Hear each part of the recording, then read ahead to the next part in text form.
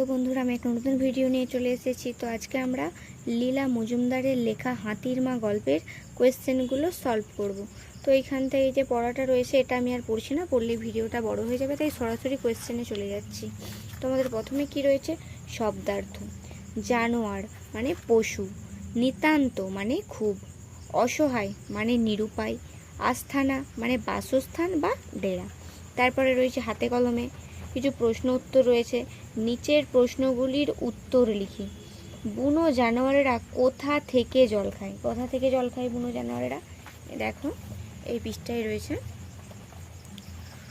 নদী বা পুকুরের ধারে এসে পেট ভরে জল খেয়ে নেয়। তাহলে উত্তরটা হবে নদী বা পুকুরের ধারে এসে জল খায়।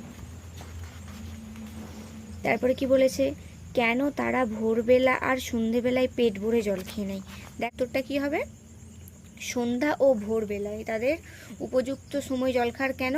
কারণ দিনের আলোয় আসলে তারা কোনো শত্রুর চোখে পড়তে পারে, তাই তারা ভোরবেলা আর সন্ধেবেলায় জল খেতে আসে। তারপরে এখানে কি রয়েছে? কোন সময় ছবি তোলার পক্ষে ভালো নয়? দেখো এখানে লিখেছে এই সময়গুলো কিন্তু ছবি তোলার পক্ষে ভালো নয়। মানে কোন সময়গুলি? ভোর আর সন্ধ্যা, এই সময়গুলি ছবি তোলার পক্ষে ভালো নয়। তারপরে কি বলেছে? শরীরে নুনের চাহিদা জন্তুরা কিভাবে মেটায়?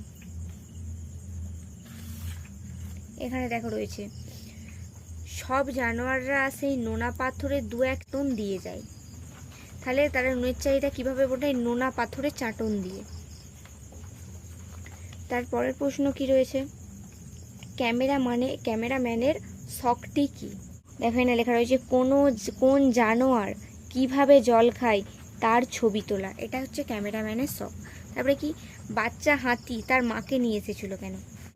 এদিকে বন থেকে একটা ছোট্ট বাচ্চা হাতিও বেরিয়ে এসে কাছে গিয়ে দাঁড়ালো, কিন্তু জল অব্দি এগুতে সাহস পেল না। বুড়ো হাতিটা তাকে দেখেই চটে গেল, সুঁড় নেড়ে তেড়ে এলো। সে বেচারা অমনি জঙ্গলের দিকে ভাগলো। বুড়ো আবার জল খেতে আরম্ভ করলো। হঠাৎ তার পেছন থেকে বাচ্চা হাতিটি আবার হাজির হলো। এবার সঙ্গে তার মাও এসেছিল। তাহলে মা কেন এসেছিল? কারণ বাচ্চা হাতিটিকে বুড়ো হাতিটি জল খেতে দেয়নি এবং তাকে তাড়া করেছিল, তাই জন্য সে তার মাকে নিয়ে এসেছিল। তারপরে কি প্রশ্ন রয়েছে? হাতিদের কাণ্ড কারখানার সময় ক্যামেরাম্যান কোথায় ছিলেন? ক্যামেরাম্যান বিকেল থাকতেই সে গিয়ে একটা গাছে উঠে বসলো। তাহলে কাণ্ড কারখানার সময় ক্যামেরাম্যান একটি গাছের ডালে বসেছিলেন। তারপরে কি বলেছে?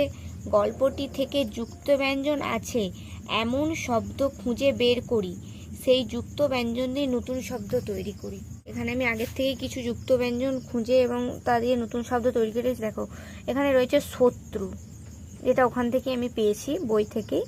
শত্রু, এটা দেখো যুক্ত ব্যঞ্জনটা কি? তয় রফলা, মানে ত প্লাস র সমান। এবার এটা সমান দিয়ে আমি কেন লিখেছি? এটা ত প্লাস র, এখানে নতুন শব্দ তৈরি করতে বলেছি। নতুন শব্দ কি? মিত্র। এই যে দেখো তয় রফলা রয়েছে, এখানেও ছিল মিত্র। সেরকমভাবেই বন্ধু, ব দন্তের নয় ধয় রস্য, দন্তের ন প্লাস ধ, এখানে দন্তের ন আর ধ রয়েছে। নতুন শব্দ কি হলো? গন্ধ। কিন্তু দন্তের ন ত, তাহলে দন্তের ন নতুন শব্দ তৈরি করতে হবে। চিন্তা, দন্তের ন ত রয়েছে। আরম্ভ হবে, আমি অরম্ভ করে ফেলেছিলাম, এটা আমি ঠিক করে। তারপরে বাচ্চা, বয়াকার চয় চয়াকার, এখানে দেখো চ প্লাস চ, মানে এখানে দুটো চ ছিল। দেখো সেরকমভাবে একটা শব্দ হচ্ছে উচ্চারণ। তো এটা কমপ্লিট হয়ে গেল।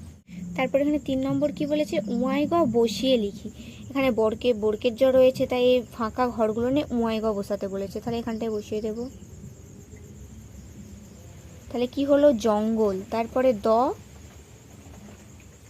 উয়াই গ ল, জঙ্গল। তারপরে অ উয়াই গ দন্তেন অঙ্গন। তারপরে পয়ের রফলা আকার উয়াই গয়ে মূর্ধন্য প্রাঙ্গণ।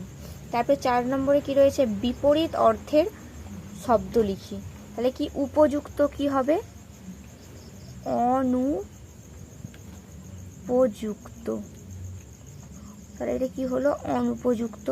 পিছনে, সামনে। বুড়ো কি হবে? যুবক। আর তফাৎ, সাদৃশ্য বা মিল, আমি এখানে মিল লিখছি, তাহলে লেখাটা একটু ছোট হবে। তারপরে কি 5 নম্বরে রয়েছে? বাক্য রচনা করি। তাহলে এখানে হাতি, মা, প্রকাণ্ড, মুহূর্ত, গর্ত, এগুলো আমি আগেই খাতায় লিখে নিয়েছি, তো তোমাদেরকে বলে দিচ্ছি। হাতি দিয়ে বাক্য রচনা কী হবে? হাতির একটি সুর আছে। মা দিয়ে কি হবে? মা আমাদের ভালোবাসেন।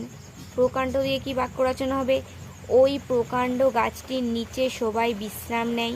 তারপরে মুহূর্ত দিয়ে কি বাক্য রচনা হবে? সমস্যাটি সমাধান করতে 1 মুহূর্ত সময় লাগবে। গর্ত দিয়ে কি বাক্য রচনা হবে? মাঠে একটি বড় গর্ত আছে। তো এগুলো সব কমপ্লিট হয়ে গেল। আজকের ভিডিওটা এতটাই। দেখা হচ্ছে পরের ভিডিওতে। তোমরা সাবস্ক্রাইব করে দেবে, ভালো লাগলে লাইক কমেন্ট শেয়ার করে দেবে। বাই।